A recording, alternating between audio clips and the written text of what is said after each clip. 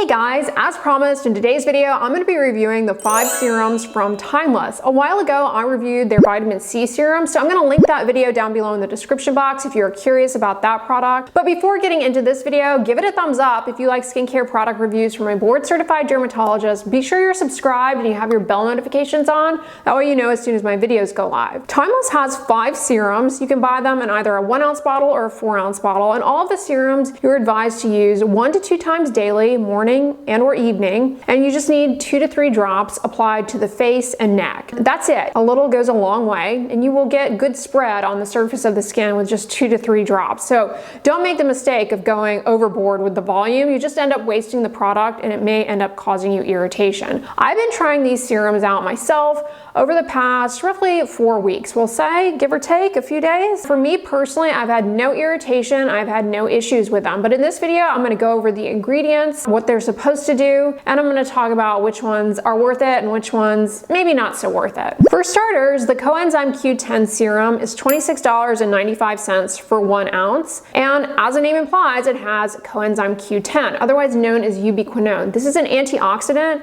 that is present in your skin naturally, in the cells of your skin, as well as in the lipids in the top layer of the skin, the stratum corneum. Coenzyme Q10 is naturally made in the body, and it's an important cofactor for mitochondrial enzymes. It plays a key role basically in the production of ATP, the energy currency of the cell. It's an antioxidant, and it's really important for fighting off free radicals upon exposure to a variety of environmental stressors, namely ultraviolet radiation, infrared radiation, visible light, pollution. Those things would otherwise lead to free radicals that damage DNA, proteins in our skin cells, contribute to collagen loss, DNA damage, and accelerated onset of skin aging. As we age, the levels of Q10 in our skin decline, and the levels of Q10 also decline with UV exposure, kind of depletes it. As an ingredient, coenzyme Q10 is lipophilic, meaning it has a good likelihood of being able to get across the waxy barrier of your skin and get into the skin. And there is some evidence that applying Q10 topically can help improve the visible signs of skin aging, namely the appearance of fine lines and wrinkles. A placebo-controlled trial of topical Q10 does show improvement in wrinkles. Not only does this product have coenzyme Q10, it also has Matrixyl 3000, which is actually 2 synthetic peptides, palmitoyl tripeptide 1, which is a collagen fragment. If in theory this actually gets into the skin,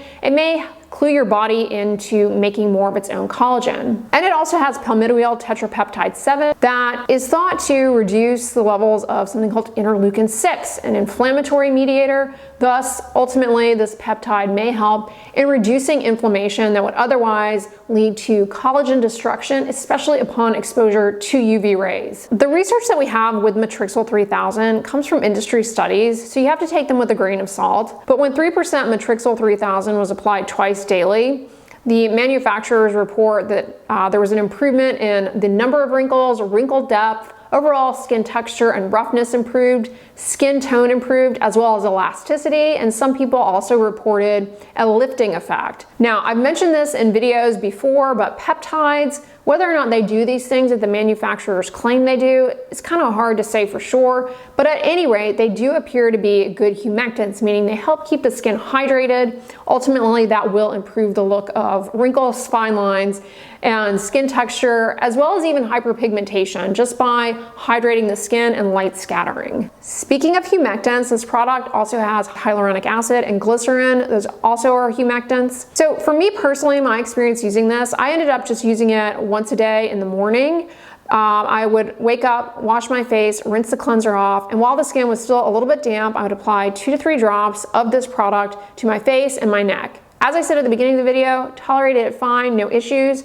My biggest gripe with this product is that it separates significantly. They do instruct you to shake the bottle up before using it, and you definitely need to shake it really well. This has a yellow coloration, that's to be expected. Now this has 2% ubiquinone or CoQ10. How that compares to other products, I don't know, because most products don't necessarily reveal the percentage of coenzyme Q10, and honestly we don't have a good dose response curve on topical Q10 to say what the best percentage is, but at least they disclose that theirs is 2%. So you have that bit of information for whatever it's worth. The advantage of using coenzyme Q10 in theory theory is that it's going to provide some support to the skin for reducing the damage from free radicals upon exposure to environmental stressors. Of course, you absolutely need to put sunscreen on over it, which is a side note. I had no issues with sunscreen pilling over these products whatsoever, which I really like. Anyways, yeah, you need to wear sunscreen on over it because it's not going to block out the UV rays. But together, you can begin to imagine how they exhibit synergy. You've got blocking out of UV rays and any free radicals that come about.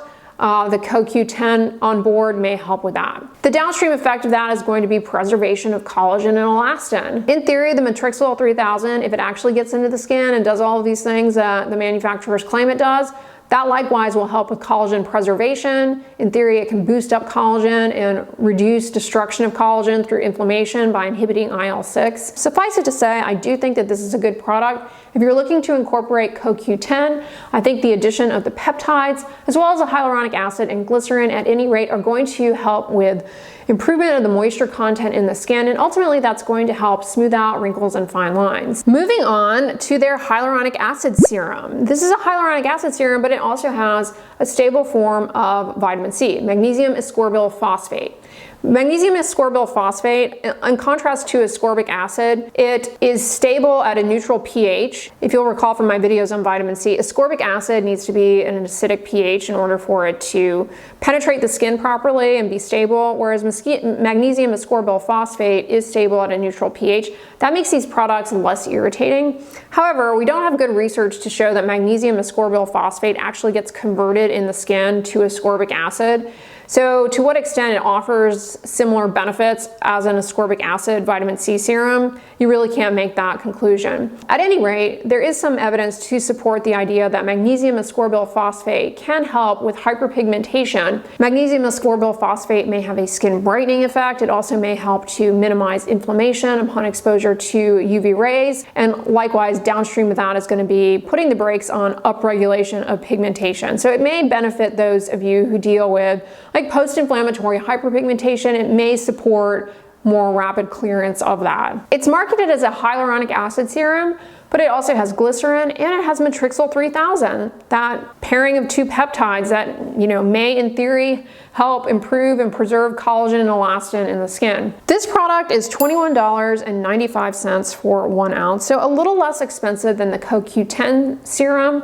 In contrast to the CoQ10, there's no CoQ10 in this. Instead, this one has magnesium ascorbyl phosphate, but the hyaluronic acid one is a little less expensive, $21.95. Now, this next one I actually did not try, and I'll explain why in a moment. It's the Matrixyl 3000 serum, $25.95.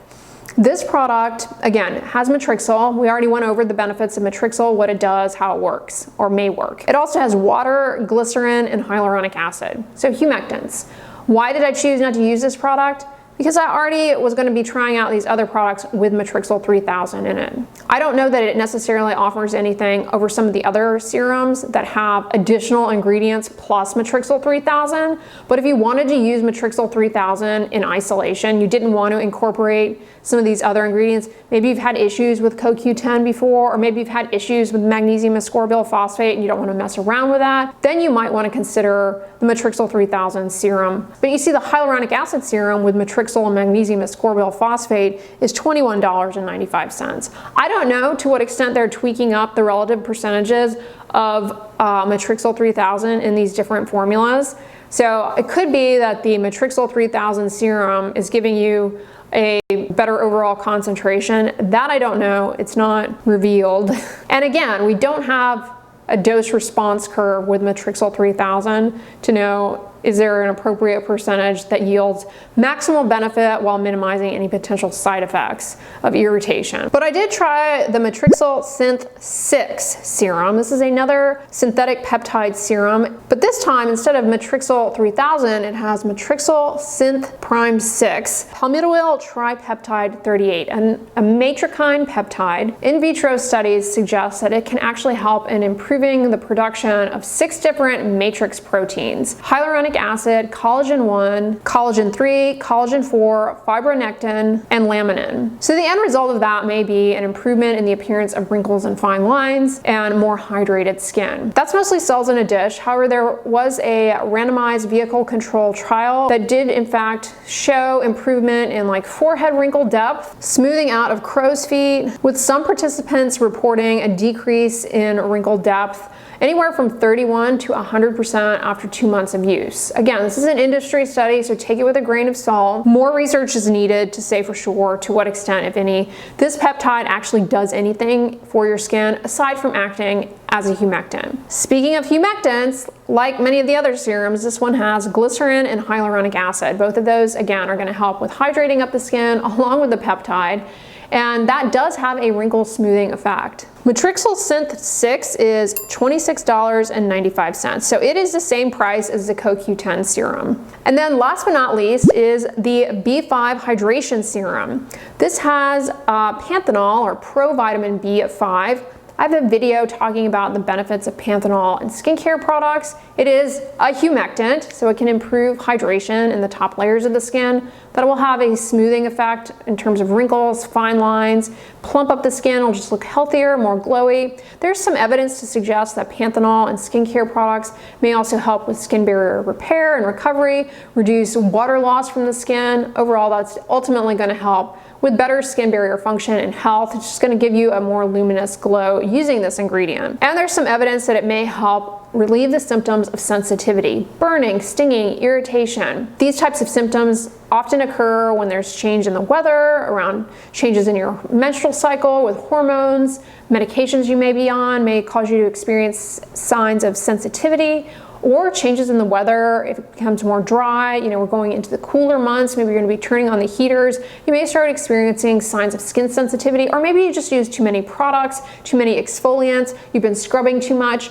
using a harsh cleanser, and you're experiencing sensitivity. Panthenol as an ingredient in moisturizing products may help to alleviate some of these signs of sensitivity. In addition to panthenol, this also has hyaluronic acid, another, you know, again, a humectant. And this one is $22.95. This particular product, in my opinion, I would say is the least worth it of all of these, because panthenol is very, very commonly found in moisturizers. To what extent it's going to yield you additional benefit using it in a separate serum, I'm not convinced that it's necessary, and it's not an inexpensive product. $22.95, not the most expensive serum on the market by any means, but it's not cheap, and to what extent it's going to be beneficial outside of its inclusion in your moisturizer, which, like I said, many moisturizers have panthenol already, I'm not so sure. If you want to try it out, it didn't cause any irritation for me.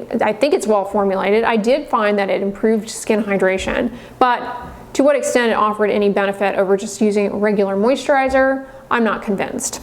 So I would say that the B5 serum is the least useful of all of these. Not a bad product, but I don't really see that it's offering you anything unique. And remember, majority of these serums, they all have hyaluronic acid, humectants. So to what extent the B5 is really like bringing something new and revolutionary to your skincare in this particular product outside of just garden variety skincare products, I'm not so sure it's worth $22.95, but it's not a bad product. Then the other one I would say is a skip, at least for me, in terms of what it offers. I didn't even bother to try it, is the Matrixyl 3000, because these other serums have Matrixyl 3000 in them, along with some other active ingredients. Then the one that's kind of in the middle of the road, where I could see wanting to try it out, but honestly, more research is needed before I really feel like this is worth incorporating into your routine, and that is the Matrixyl Synth 6, $26.95. I've said this before, peptides in skincare products, they are good humectants, so I don't imagine that you won't see any benefit in terms of improvement of hydration, subtle smoothing and softening of fine lines and wrinkles with this, but to what extent it's going to offer you strikingly different results from some of the other serums, I'm not convinced. So this one for me is one I would not repurchase, but again, tolerated it just fine, didn't cause any irritation, was, I've I've had no issue using it. The two that I think are worth considering are the CoQ10 serum, because here you're getting Matrixyl, you're getting CoQ10, you're also getting hyaluronic acid and glycerin. Then tied with that, I would say the hyaluronic acid serum. And on first glance, you're probably like, hyaluronic acid serum, you know, why incorporate that? Hyaluronic acid is so ubiquitous in moisturizers already. And I would say because it offers the Matrixyl 3000 and the magnesium ascorbyl phosphate. And there is some evidence that it can help ward off or improve hyperpigmentation when used in conjunction, of course, with sun protection. So I actually think that that product is offering you a nice array of things as well. So those would be my top two, the hyaluronic acid serum and the CoQ10 serum. I think they're all very hydrating. To what extent the active ingredients are actually active and doing what we hope them to do, I have no way of actually proving that on myself. CoQ10, for example, as an ingredient, it's something that slowly over time will yield benefit, but it's not like it's strikingly going to change your skin overnight and you're going to see some drastic result. It's working to minimize damage to the proteins and DNA and things in your skin. In the long term, that may have some benefit, but it's not going to change things like overnight for you. All of these serums have hyaluronic acid and they all have aloe. So if either of those ingredients cause irritation for your skin, you have a history of problems with them, then you're not going to want to plunk down over $20 for a 1 ounce bottle of something like this. I touched on this earlier, but one thing I really like about these serums is that they are spread really easily on the skin, just as 2 to 3 drops. There's not a lot of pulling. I find some serums, if they're too viscous, sticky, tacky, they can be difficult to spread on the skin. Many people complain about that, as a matter of fact, when it comes to the ordinary products and even some Paula's Choice products. I get feedback that people don't like the texture, the consistency. These are hydrating, lightweight, spread easily on the skin, and they absorb into the skin relatively quickly, easy to layer on moisturizer or sunscreen on over it without pilling. I think the value is there in these. They seem to be well formulated, although again, I can't prove that. And they will last you a good long while because you only need 2 to 3 drops. I expect they will last you at least 3 months a bottle if using it twice a day. But again, many of these I only end up using once a day. You can use them 1 to 2 times daily. In my opinion though, if you're interested in any of these, I would choose one. I wouldn't try and buy multiple of them and complicate your routine unnecessarily. Just try one and see how you like it, see how you tolerate it using it once a day. And if you like it and it doesn't cause any problems for you and your skincare routine, you may consider bumping it up to twice a day. Going into the fall months, if you're spending more time indoors and the humidity is dropping in your area, some people like to incorporate a more of a hydrating serum. This might be a good time of the year to consider trying one of these out, see how you like it. I think the price point is middle of the road. Again, a bottle should last you, using the product twice a day, it should last you 3 months. And the products are good within 24 months of manufacturing. But let me know in the comments if you have ever used any of these. I got some comments in my blogs that a lot of you guys love the CoQ10 serum. You use it, so let me know in the comments any others that you guys have tried and what your experience has been. Has anybody had a bad experience with this brand? I don't think I've ever seen negative comments about Timeless. Let us know in the comments though if you had a good or bad experience, if you've tried any of these. I hope you guys enjoyed this video. On the end slate, since this is a serum video, I'm going to put my recent video reviewing Isden's Meliclear serum, which I just finished up recently, so check that video out if you missed it. I ended up really enjoying that product in the long run. So if you guys enjoyed this one, give it a thumbs up, share it with your friends, and as always, don't forget, sunscreen and subscribe. I'll talk to you guys tomorrow. Bye.